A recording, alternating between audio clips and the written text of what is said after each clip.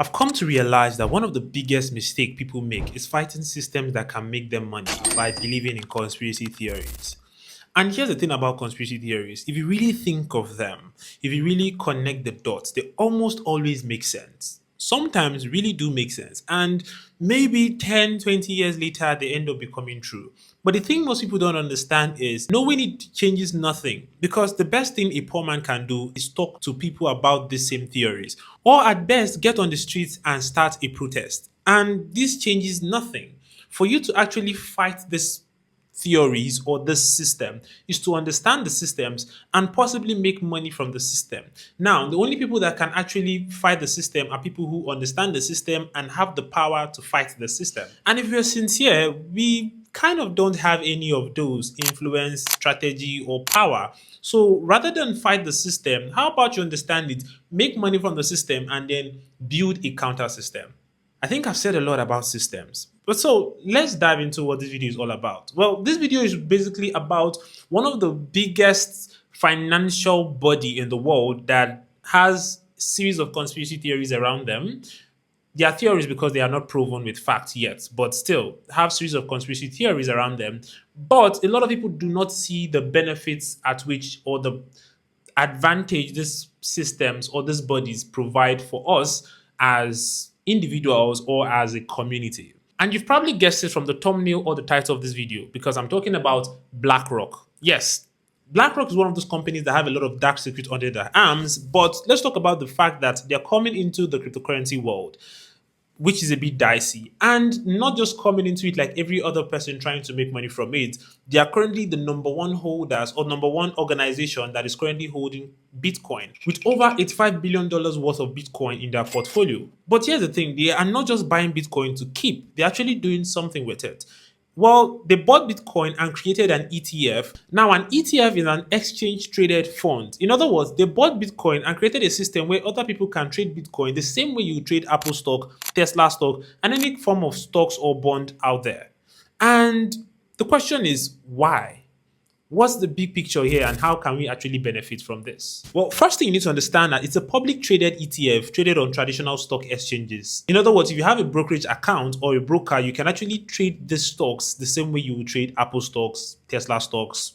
But here's the thing, unlike Apple stocks or some other stocks that provide dividends, this ETF does not provide you with dividends. So in other words, you don't earn anything for simply just buying it. The only time you earn is when you sell off your stock or your own investment into the stock. And so the question is, how then do you make money? What differentiates this particular stock from the conventional Bitcoin that we know? Well, here's the thing.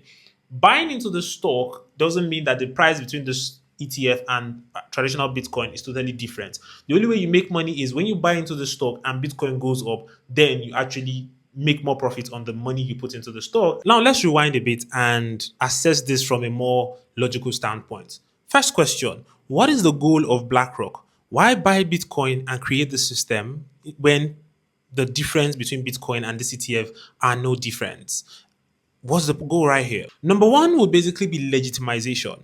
But before we talk about that, let's first look at what is not being said. You see, BlackRock's target audience is very clear and most likely are not people like you and I. Well, if you're less than 30, then you probably will not be their target audience because your target audience will most likely be your grandpa, your dad, or people who are familiar with the foundational financial system that has been built. In other words, people who have a 401k account, has worked in a company for over 10 years, 20 years, expecting a form of pension. These are people that trust the current financial system and are not willing to risk it all because some boy in his room was able to flip $1,000 to $10,000 or $1,000 to $1,000,000.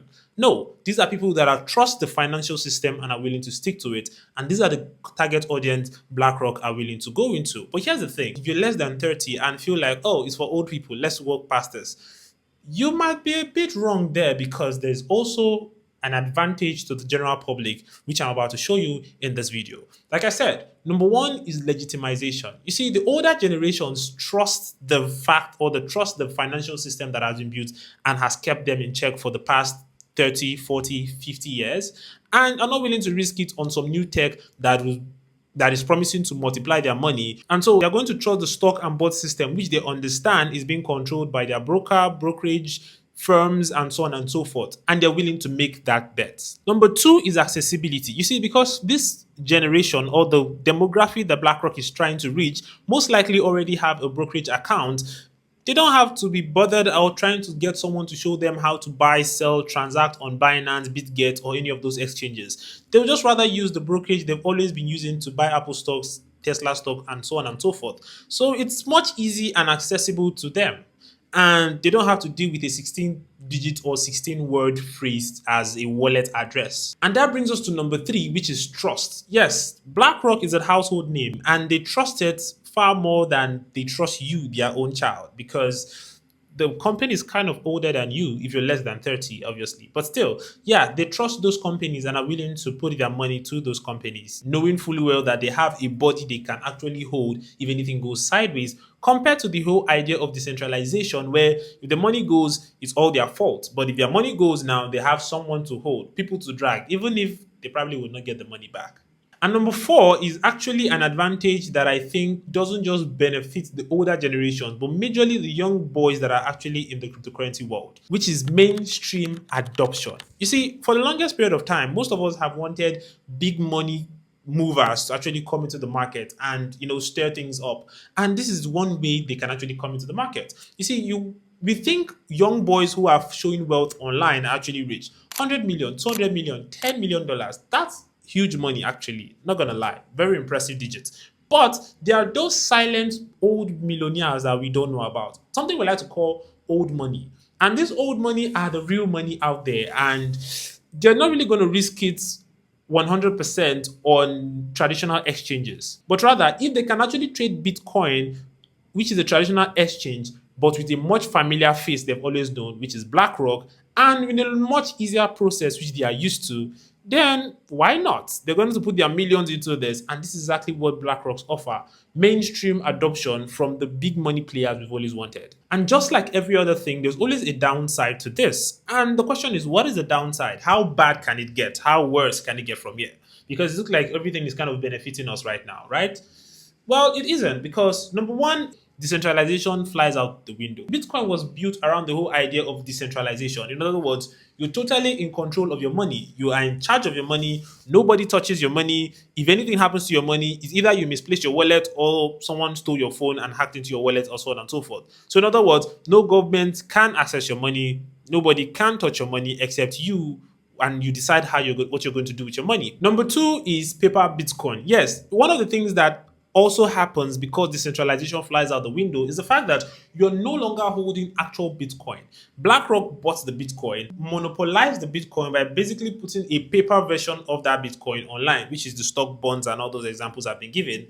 And you can now trade that paper Bitcoin online. So you're never really trading real Bitcoin. And when you sell, buy, or whatever, you're basically buying the shares of the paper Bitcoin they've all agreed to, become the ETF. So you're not really trading real Bitcoin per se. But still, does it really matter?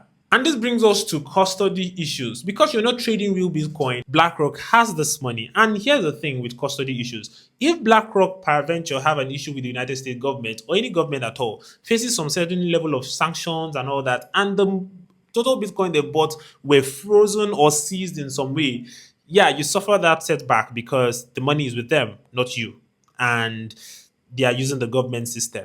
So yeah, but like I said, older generations kind of trust the BlackRock system and they're willing to risk it than listen to you. And this brings us to the more concerning disadvantage: fee drawdown. Well, fee drain, like I like to call it, because when you're going to buy Bitcoin, the only time a fee is taken is when transaction actually goes through. In other words, when I send Bitcoin to you, a particular fee is taken by the blockchain. When you send Bitcoin to me, and so on and so forth. So that's when fees are actually counted. But with the BlackRock ETF, they actually take a 0.25% fee on every single dollar you spend on this ETF or you transact on this ETF. And over time, this tends to accumulate. Like I said, it's not much, it's 0.25. You probably would not notice it, but over a period of time, it might eat into your gain. But still, it's worth the risk, because as of right now, Bitcoin is one of those stocks or bonds that is kind of gaining crazy and ridiculously more than most stocks and bonds that we've known in the past 2 years, to say the least. So yeah, fee drain is still a concern, but like I said, Older generations are willing to risk it.